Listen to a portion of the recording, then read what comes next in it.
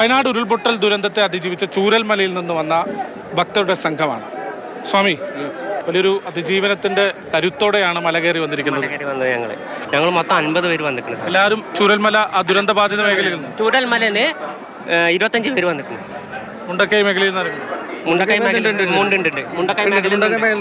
മുണ്ടക്കൈ, ചൂരൽമല, അട്ടമല, നീലിക്കാപ്പ് എല്ലാം അവിടെ നിൽക്കുന്നുണ്ട്. വലിയൊരു ദുരന്തത്തെ അതിജീവിച്ച ആ ഒരു ദുരന്തത്തെ അതിജീവിക്കാനുള്ള കരുത്തു കൂടിയാണ് അയ്യപ്പസ്വാമിയോട് ചോദിക്കുന്നത്. ഇവിടെ അയ്യപ്പസ്വാമിയോട് ചോദിക്കാൻ വന്നിരിക്കുന്നത് ഞങ്ങൾ.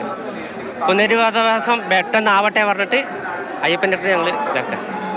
അപ്പം ഈ മല കയറി എത്തുമ്പോൾ കഴിഞ്ഞ തവണയൊക്കെ സന്നിധാനത്തേക്ക് നമ്മോടൊപ്പം അതൊക്കെ വന്ന സ്വാമിമാരൊന്നും പലരും ഇന്ന് ഈ സംഘത്തോടൊപ്പം ഉണ്ടായിരുന്നു വരില്ല. അതുകൊണ്ട് ഒരു വിഷമം നമുക്കുണ്ട്. കഴിഞ്ഞ കൊല്ലം ഞങ്ങളുടെ സായിമാര് 2-3 സായിമാര് ഇപ്പൊ 2-3 4-5 പേരില്ല ഇതിൽ പോയിരുന്നു. ഞങ്ങളെ കൂടെ കഴിഞ്ഞ കൊല്ലം വന്ന സായിമാർ. ഞങ്ങളുടെ അമ്പലം പോയി, വലിയ ശിവക്ഷേത്രം ഉണ്ടായി, അത് പോയി, എല്ലാം പോയിട്ട് ഞങ്ങൾ വന്നിക്കാണ് അയ്യപ്പനെ കാണാൻ. പുതിയൊരു തുടക്കത്തിന് വേണ്ടിയിട്ട് ആ ദുരന്തത്തെ അതിജീവിക്കാനുള്ള കരുത്ത് അയ്യപ്പൻ തരുമെന്ന് വിശ്വസിക്കുന്നു. അതാണ് പ്രാർത്ഥിക്കുന്നത്. സ്വാമി, എന്താണ് അയ്യപ്പനോട് പറയാനുള്ളത്? എന്താണ്? വീടൊക്കെ പെട്ടെന്ന് ആക്കണം. മകരവിളക്ക് സന്നിധാനത്ത് നിന്ന് കണ്ടിട്ടുണ്ടോ? എന്താണ് അയ്യപ്പനോട് പറയുന്നത്? എന്താണ്? എല്ലാരും തിരിച്ചിട്ടുന്നൊക്കെ ഉണ്ട്.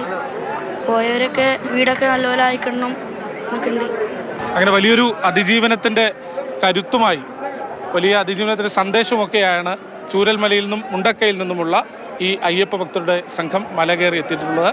ദർശനം കണ്ട് അയ്യപ്പനോട് പ്രാർത്ഥിച്ച് മടങ്ങാം അല്ലേ? സ്വാമി ശരണം. മകരവിളക്ക് കൂടെ കഴിഞ്ഞേ മടങ്ങുന്നുള്ളൂ. ഞങ്ങളിത് ദർശനം കഴിഞ്ഞാൽ ഇവിടെ ഇറങ്ങും.